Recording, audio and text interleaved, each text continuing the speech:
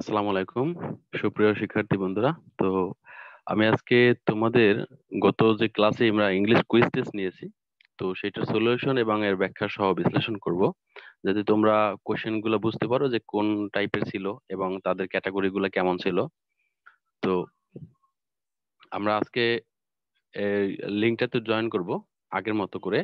তো দেখি, প্রথমে আমরা আমাদের বিষয়টা কি ছিল। যেমন আমাদের টপিক ছিল টেন্স, টোটাল এমসিকিউ ছিল 10টা, মার্কস ছিল 10। তো আসলে এই বিষয়টা ছিল আমাদের মূলত কুইজ টেস্ট এইগুলো নিয়ে। তো কোশ্চেন গুলো কি আমরা একটু দেখি। প্রথম এরকম একটা লিঙ্ক থাকবে, তো তোমাদের এরকম একটা লিঙ্ক দেওয়া হয়েছে, তো সেই লিঙ্কটা আমরা প্রথমে এখান থেকে কপি করেই নেই। কপি করে এই লিঙ্কটা আমরা এই একটা সাইডে পেস্ট করে এটাতে জয়েন করি।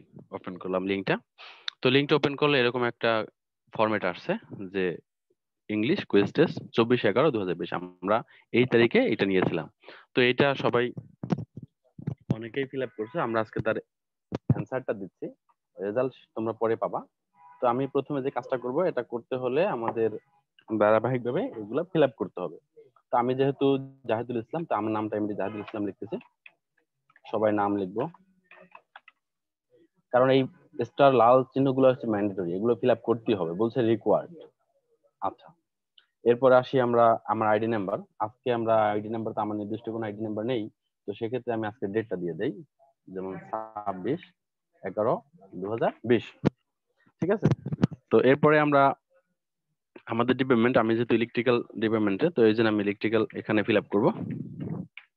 ওকে, এখন আমরা কোশ্চেন গুলো ব্যাখ্যা করব।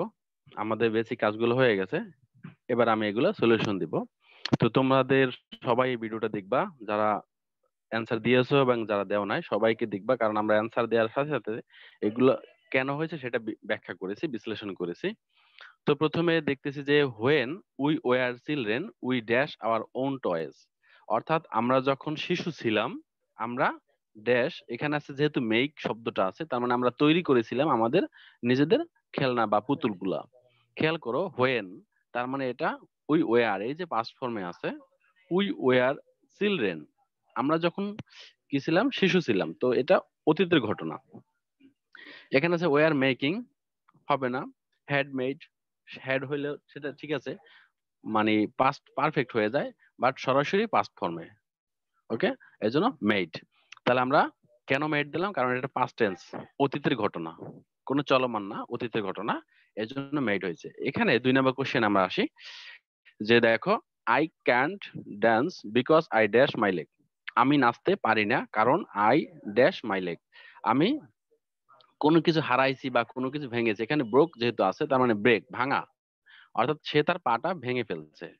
তাহলে ভেঙে ফেলছে, এটা কিন্তু ভেঙে ফেলছিল না, তার মানে ছিল বলতে এরকম কিছু না, পা তো আছে তার সাথে, বাট ভাঙা। এই জন্য এখানে আছে ব্রোক, এটাও পাস্ট ফর্ম, এটা আছে হেড ব্রোক, এটাও পাস্ট ফর্মে, একটাই আছে প্রেজেন্ট ফর্মে, প্রেজেন্ট পারফেক্ট টেন্স। তাহলে এটা সে ভেঙে ফেলছে। তাহলে আই ক্যান ড্যান্স, আমি আমার পা ভেঙে ফেলছে, এখানে হ্যাভ ব্রোকেন হবে। আশা করি এই দুইটা কোয়েশ্চেন সবাই ক্লিয়ার। এরপর আসো, the phone dash while I was having a bath, the phone মানে ফোনটি ড্যাশ, এখানে রিং যেহেতু আছে তার মানে ফোনটি বাজলো বা এরকম কিছু।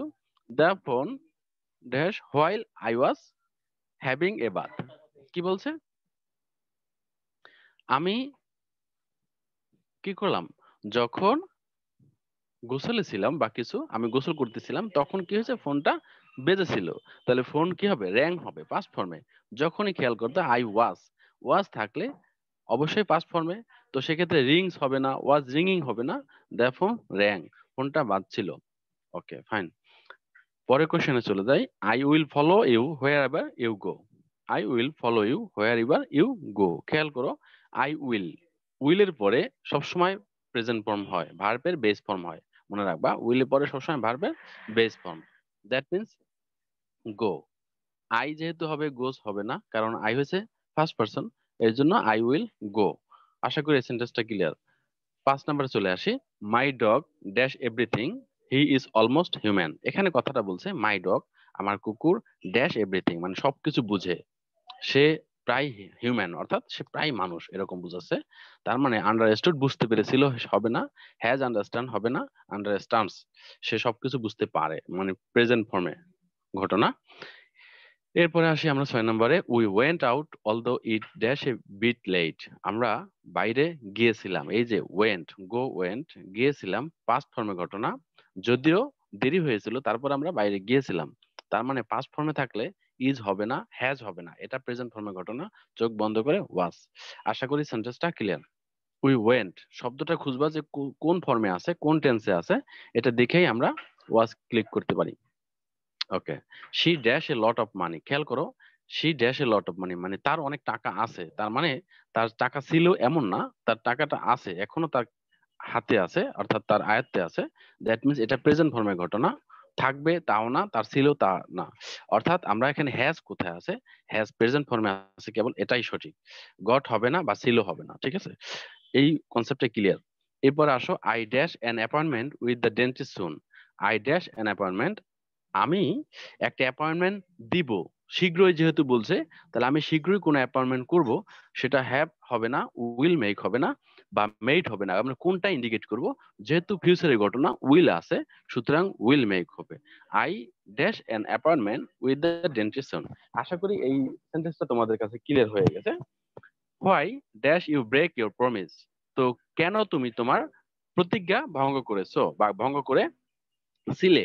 এখন এটা হবে, যেহেতু ব্রেক করছে মানে সে এটা অতীত হয়ে গেছে, তার মানে হোয়াই ইজ হবে না, হোয়াই ডাস হবে না, হোয়াই ডিড হবে। আশা করি এই সেন্টেন্সটা ক্লিয়ার, যে কেন তুমি তোমার প্রতিজ্ঞা ভঙ্গ করেছিলে। Okay, my father dash newspaper after getting up, মানে আমার বাবা যখন ঘুম থেকে উঠে তখন নিউজ পেপার পড়ে, অর্থাৎ এটা সারা জীবন হইতে পারে বা এভরিডে তার একটা ন্যাচারাল ব্যাপার, তার মানে এটা চলমান একটা কিছু, অর্থাৎ এটা প্রেজেন্ট ফর্মে আছে। তার মানে মাই বাবা, মাই ফাদার রিড হবে না, কারণ থার্ড পারসন সিঙ্গুলার নাম্বার একজন, তাহলে আমরা জানি থার্ড পারসন সিঙ্গুলার নাম্বার পরে এস বাই এস যোগ হয়, তাহলে রিডস হবে, এটা হবে, ইজ রিড হবে না, শুধু রিডস হবে। খেয়াল করো, আমার বাবা সংবাদপত্র পড়ে যখন সে ঘুম থেকে ওঠে। তো এই সেন্টেন্স গুলো আশা করি তোমরা অনেকেই ফিল আপ করছো, অনেকে ভুল করছো। তো কেন ভুল করছো জানি না, তো আশা করি সেন্টেন্স গুলো যদি তোমরা স্পেসিফিক ভাবে বিশ্লেষণ করো, সহজেই তোমরা সুন্দর করে অ্যান্সারটা দিতে পারবা। খেয়াল করো কোনটা পাস ফর্ম আছে, সেভাবে সেভাবে আমরা সবগুলা এখানে ব্যাখ্যা করছি। তোমরা যারা ভুল মানে করবা, কনফিউশন থেকে আবার প্রয়োজনে ভিডিওটা স্ক্রল করে দেখতে পারো, সেক্ষেত্রে তোমাদের আশা করি সেন্টেন্স গুলো নিয়ে কনফিউশন দূর হয়ে যাবে। এরপর কি করব, আমরা সাবমিট করে দেব। তো এই যে সাবমিট করলাম, তো সাবমিট করলে আমাদের বলা হয়েছে যে your response has been recorded, অর্থাৎ তুমি যে অ্যান্সারটা দিলা সেটা অলরেডি রেকর্ড হয়ে গেছে যারা কোশ্চেনটা করছিল তাদের কাছে। তো এই জন্য এভাবেই আমরা মূলত একটা প্রশ্ন উত্তর সঠিকভাবে দিতে পারি। সেজন্য আমাদের নিজেদেরও একটু মাথায় আইকিউটা খাটাতে হবে কিভাবে অ্যান্সার গুলো করতে হয়।